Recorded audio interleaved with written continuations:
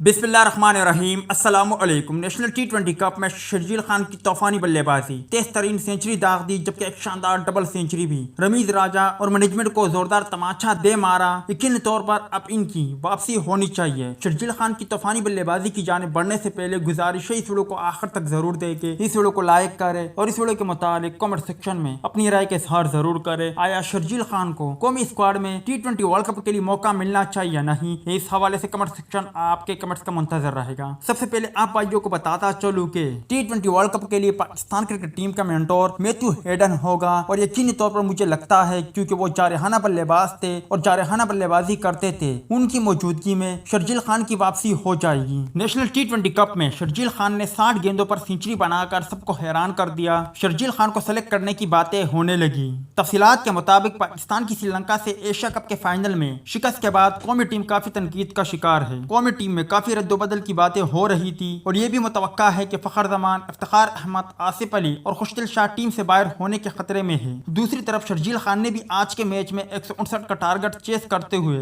60 गेंदों पर तेज तरीन सेंचुरी बनाई है। शर्जील खान को कुछ मौके भी मिले, उसी मौकों से फायदा उठाते हुए शर्जील खान ने शानदार बल्लेबाजी का मुजाहरा करते हुए शानदार सेंचुरी बना दी और अपनी टीम की जीत में कलीदी किरदार अदा किया। उन्होंने 13 चौके और 6 छक्के लगाए और अपनी टीम को 9 विकेटों से जीत दिलाई। इसके बाद सेलेक्टर भी मुश्किल में होंगे कि शर्जील खान को इंग्लैंड और T20 वर्ल्ड कप की टीम में शामिल करना चाहिए या नहीं, जबकि इसके अलावा शर्जील खान एक तेज तरीन डबल सेंचुरी भी बना चुके हैं। उन्होंने 136 गेंदों का सामना करते हुए 206 रन बनाए थे। उन्होंने 19 चौके जबकि 6 बुलंद वाला छक्के भी लगाए थे। आप भाई क्या कहते हो, आया शर्जील खान को मौका मिलना चाहिए या नहीं?